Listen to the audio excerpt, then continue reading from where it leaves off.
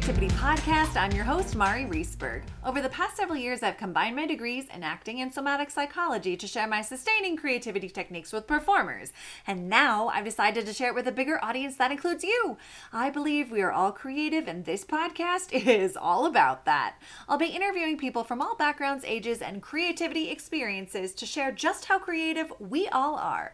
Today, I'll be chatting with Kim Vargo, owner of Kim Vargo Co, systems strategist and certified Dubsado Specialist. Please enjoy Kim Vargo.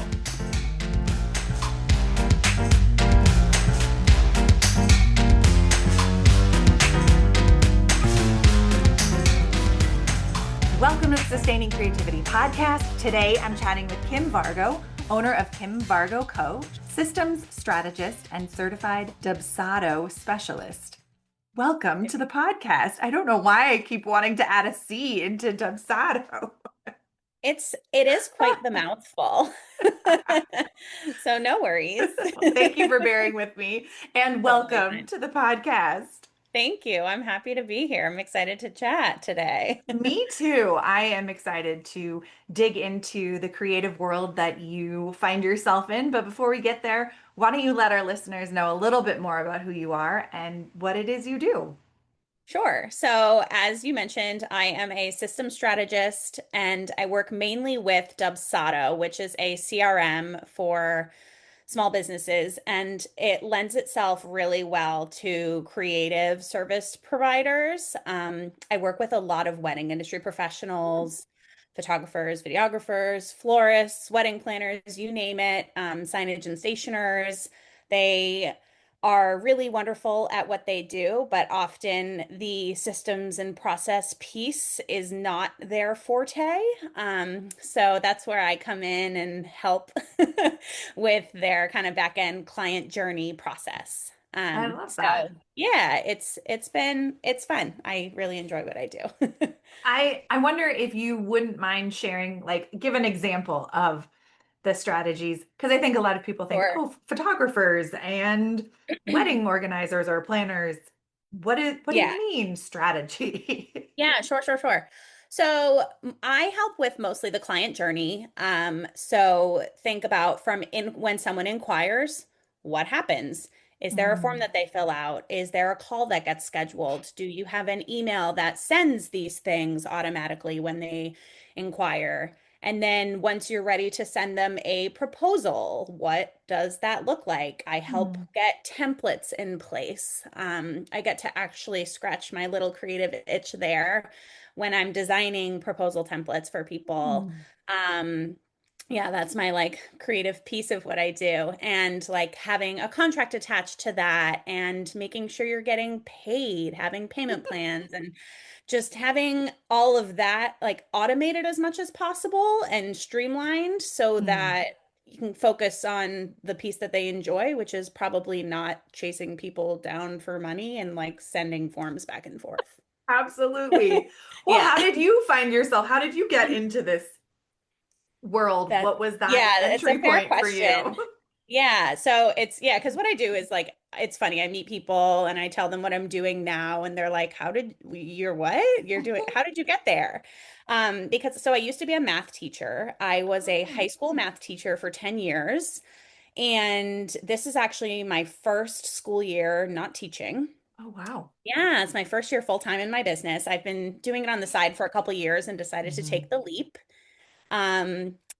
I have kids that I have 3.5-year-old twins, so they were a big piece of the reason why I left teaching. I wanted a little more flexibility and time in my Mhm. life. Um, but I think there's unfortunately a lot of teachers that are wanting to leave the classroom for, a variety of reasons. Yeah. But I found myself a few years ago, kind of like post-COVID, not loving it. And I was like, okay, like, but if I'm going to stop teaching, what am I going to do? Hmm. And I started out doing like some virtual assistant work, but was like, okay, I don't want to just be like checking people's emails. And I wanted to do something a little more specific. Hmm. And I talked to this woman who she did like a whole kind of like personality scan of Hmm. me. And she's like, well, you really like helping people, right? You're a teacher and you're organized. And I was a math teacher. So I have like that math systems brain. Mm-hmm. And she was like, you should look into this. And she actually mentioned Dubsado specifically. Hmm. I think honestly, because she was interested in learning about it for her business. And I like did a little research for her and, in return got this great gift because I kind of went all into it. I was working with I had a couple of VA clients that were in the wedding business, and it kind of Mm. just snowballed into me learning what their needs really well. Um, I feel I used to work in restaurants when I was a kid, so like I have like the hospitality understanding as well, and I know the expectations that brides and their moms have. The expectations are always high. So like I know the level of service that they're trying to Mm. provide. So it was kind of happenstance almost, but Yeah. I'm really glad that we ended up here. I love that journey and just hearing how the the pieces all fit together. Like Yeah, the restaurant industry, math. If you looked at it in a list, you wouldn't be like, yes, this is the path forward. But I right. love that creative layering in and recognizing, oh, this actually is a a need and that idea we get to help people and Yeah. I love that. Yeah. It's funny because I feel like teachers get so pigeonholed into what they're doing and think Mm-hmm. that all they can do is teach. Ah, But yeah.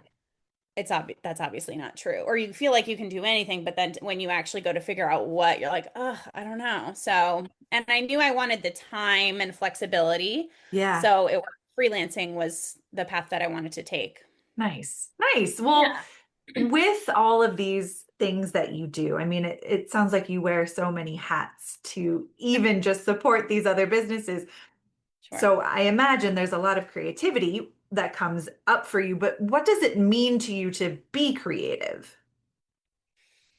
I think just for me, it's thinking in a different way Hmm. than I might normally, or trying out a new process. Like I do have like the hands-on creativity of like building forms as I was mentioning, but I also do have to get creative like with people's processes and if they want Hmm. like a certain outcome, thinking about okay, well how can we get there and like how can I make this as simple as possible for you? So I think like I'm definitely like a kinesthetic learner. I learn by doing. Hmm. So I, for me, getting creative is just like trying stuff and trying new things and kind of not being afraid to fail. Mm, I love that tag, not being afraid to fail. That's a huge, huge piece in the world of creativity. And Yes. but that, thinking different in different ways and putting pieces together and that Yeah. kinesthetic learning. But I also hear, I mean, it sounds like you also have a large visual piece of being able to put it all together in a Yeah. form or in a Yeah. system. Yeah. It's a lot of like big picture kind of. Yeah. You want to get from point A to point B, but all the steps in between. And Yeah. So how do you navigate or I guess my big curiosity is navigating that big leap from being a teacher to your business full time and trusting that you have all you need to keep doing it's something I'm still working on. it. I like going from having a consistent paycheck and health insurance and benefits and Hmm. to not that is obviously a Yeah. shift. But I just keep doing it, right? Like some Hmm. months are better than others. And sometimes I'm like, what the heck did I do? Like I could, because I like at the end of the day, like I could have stayed at school and like mailed it in. Like I Yeah. could have just kind of like done the bare minimum, which is what Hmm. some people do. And some teachers are fantastic. I just like I felt like I didn't have it in me to be that awesome teacher anymore. And I didn't want Mm. to just be like, oh, okay, I got Miss Vargo. And she, like, I didn't want to be a miserable teacher. And I felt like that was kind of the direction I was going in. Um, Mm. so it's just, it's, honestly, I don't have an answer to your question. That's okay. But yeah, and I think it's just kind of like rolling with the punches and being okay with it and trusting that it'll all work out, which Mm. it's so far we're doing okay. Yeah. Yeah, I so appreciate the honesty and Oh the yeah. we're in the beginning of the journey Yeah. space that you're in. And I can only imagine the challenges that have popped up. And how do you navigate these new challenges or these more creative challenges? I think the biggest thing for me has been connection. Mm. Because when you do start freelancing, working for yourself, like you are kind of by yourself unless you seek out connections with other people. And I think as far as like creativity goes, like if I'm looking for ideas, it's good to have a network of people to like go bounce ideas off of and have like a community of I have met other system strategists Mm. and we chat about, like does I need some help with this, like what do you think? Like I think with any creative or really anything, but Mhm. as far as creativity goes, like when you get stuck, reach not just burying your head in the sand Sure. is, important. So yeah, I've been doing a lot of like social media networking, but also Mm. in-person networking. I Hmm. joined recently like a women's business league Mm. in where I live, and that's been really nice to just, meet and maybe a realtor isn't going to teach me something about my business, but it's still like there's always opportunity to learn from Hmm. everybody, I think. So taking those opportunities. Yeah, I love just the idea of if even though it's not in the same field, other people are still valuable. And I Yeah. think that is actually so important to have that community of people who may not understand what it is you do. So you have to learn how to explain it in a way that's easily understood and vice versa. So there's that opportunity to really hone in on your expertise Yeah, too. that's been a really good part about networking and like doing podcasts and stuff is being able to talk about what I'm doing and Mhm. explain it to people in a way that makes sense. Because so many people, I'm like, yeah, I'm a systems strategist. And they're like, what? What does Yeah. that mean? And I'm like, okay, so like I work with creative people and help them get, but it's to be able to be confident in what I'm saying. And Hmm. it's a whole new experience for me to It talk about absolutely myself. is. Yeah. Yeah. Well, I mean, growing up, what was your earliest memory of being creative, and do you see that showing up in your life today? I never really thought of myself as a super creative person, Hmm. but like looking back, I was like a theater kid. Hmm. So I get, I look back and I guess I was creative. I just was never, and still to this day, like I can't draw. I and you know what I mean? Like, but I do really enjoy doing like hands-on art stuff. Like I like doing pottery. I've Hmm. done stained glass. That's really fun for Hmm. me. I can do like that stuff, but and the digital stuff I find interesting. And also I used to really like photography. So I think like when you're a kid, you're like, oh, art is I felt like I was so pigeonholed on like what art was and Hmm. what it meant to be creative. But now looking back, I'm like, oh, I probably was more creative than I realized. Hmm. And like even just being able to think outside the box and Yeah. again, not be afraid to try new things and Yeah. How did you come to that piece of like not being afraid to try new things? Was that something that was like instilled through family and growing up, or is that something you came to on your own? I think it was how I grew up. Hmm. My parents were really supportive in everything that I did. They let me, like, I feel like I had a good space to fail and have Hmm. that be okay. Hmm. Um, And yeah, like I also was pretty independent when I was younger. I I went to like a summer camp up in Maine for weeks at a time from when I was pretty young, and Hmm. like I loved trying new activities. And oh yeah, I used to love basket weaving. That's another Hmm. like crafty thing that was so fun for me, that I did at camp. But yeah, I think I was lucky to have the support around me. And I think really musical theater was really helpful with that as well. That obviously pushes you to get out of your comfort zone. And For sure. I mean, yeah. I'm a summer camp kid and a theater nerd as well. Yeah, So okay. I You get totally get it. it. I absolutely understand. Yeah. Yeah, So, you know, best. when you are kind of in your life today doing this new adventure, who or what is inspiring you to keep going?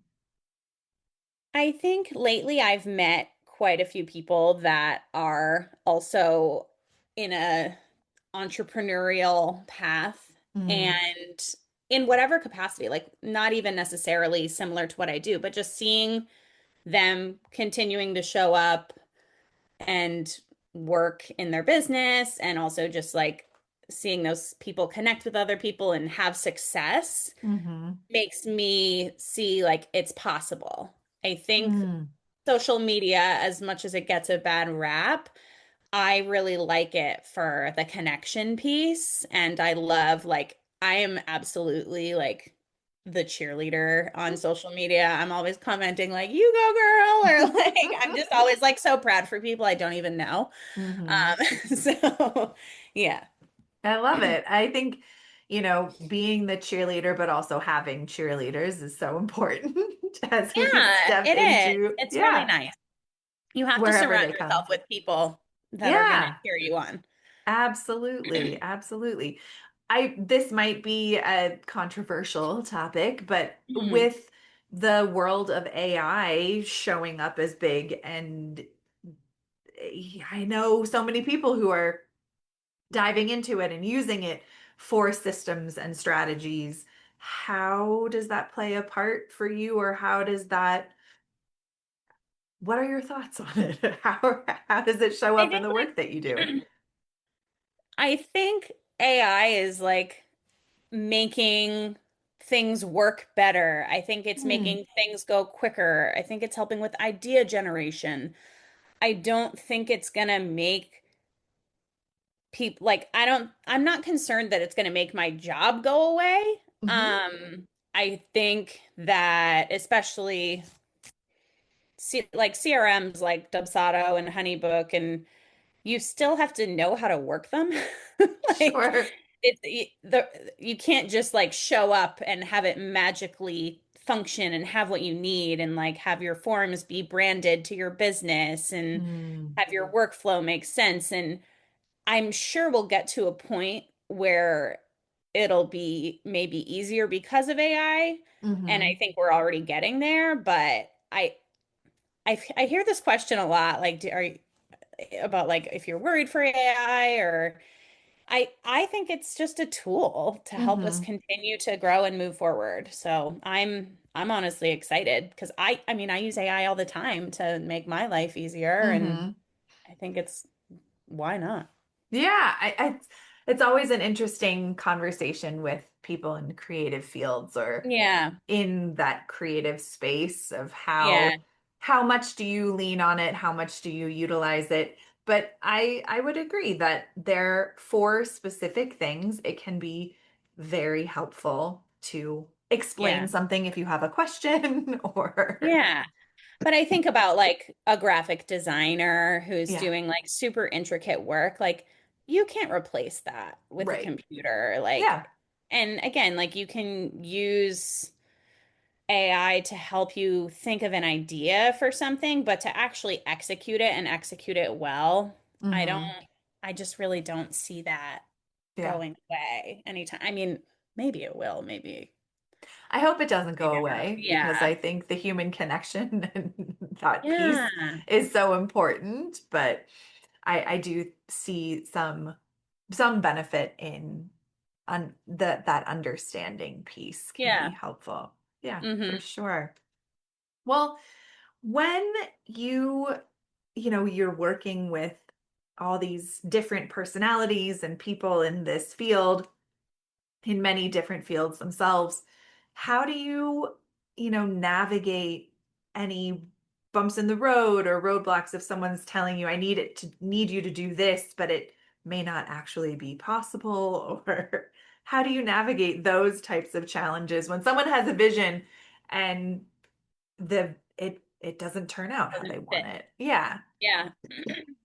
I think I always try to give people what they want, of Hmm. course.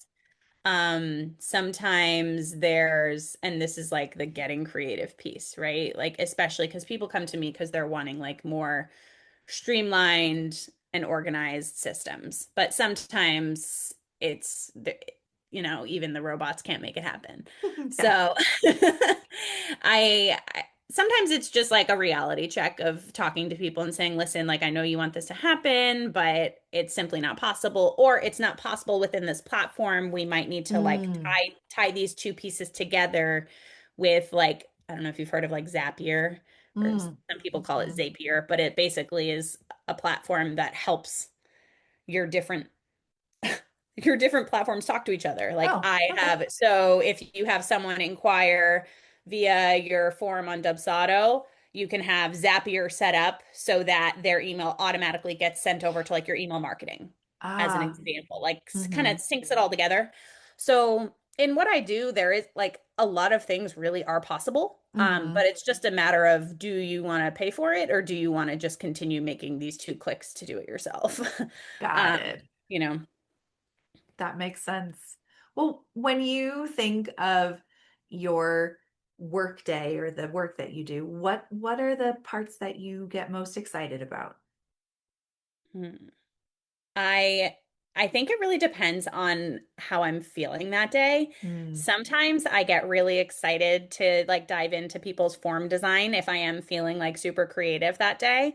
But hmm. then other times I'll like push it off for a week because I'm like, ugh, I don't know, I get like that block, that creative block that everybody talks about. Yeah. Um, but honestly, so the first step in my process is mapping out someone's workflows from like start to finish. And Mm, I get really jazzed about that because it basically sets up my plan for the project, and like then I actually know what I need to create and do for them. hmm. So after a workflow, I call it a process mapping session or workflow mapping meeting, depending on who I'm talking to. After that meeting, I I have like a pretty good list, and I do love a good list. Mm. Yeah. And that's just me being like, type A organized person. Hmm. Um, but I do enjoy figuring out like, okay, this is your vision, but actually taking that vision and making it into like step by step by step plan Hmm. so then we can Nice. take action on it.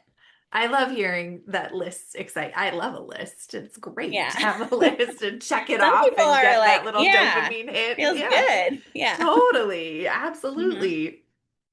Well, if for people who are curious about systems strategist and all of these pieces, what would be a good entry point or a good first step for someone who was curious about all of the things you've shared today? So you can always message me if you have any questions. You can on Instagram, my handle is kimvargo.co. I am happy to answer any questions you might have about whether a certain system like Dubsado would be good for your business. I know I mentioned like wedding professionals I work with, but it's really great for like a graphic designer, web designer, branding, Mm. Hmm. anybody who does that as well. There's tons of businesses that use Dubsado. But yeah, I'm always happy to answer questions. You can email me, hello@kimvargo.com, or head to my website, which is kimvargo.com. I love And it. a lot of Kim Vargo, but I mean, it makes sense. Yeah. And I have an inquiry form there. You can check out the different services I offer. And I do also have quite a few freebies, Hmm. including like different workflow templates and things like that. So if you want to just give something a try, you can head there. Perfect. Well, I will put all those links that you mentioned in our show notes so people have very Perfect. easy access. This has been such a fantastic conversation. I have one last question. Okay. What does it feel like in your body to be creative? I think it feels like it makes me feel like lighter Hmm. when like a sense of relief when I have the opportunity to be creative. Hmm. Um, yeah, gonna go with I that. love that. I love that. Yeah. A sense of relief that it makes me want to exhale. Yeah, Yeah. yeah. I love it. Well, thank you so much, Kim, for taking the time to chat with me. If there are any other links or pieces, I will put those in show notes so people have easy access. And thank you again for taking the time to chat with me. I've thoroughly enjoyed our conversation. Oh yeah, thank you so much.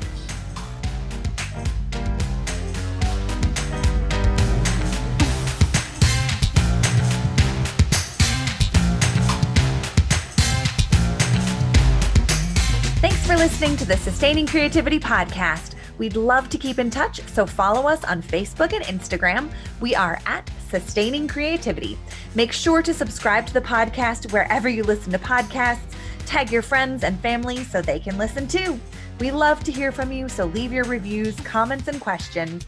Check out our website, sustainingcreativity.com, for upcoming offerings and creativity coaching. Tune in Tuesdays for our next episode. And remember, with creativity, anything's possible.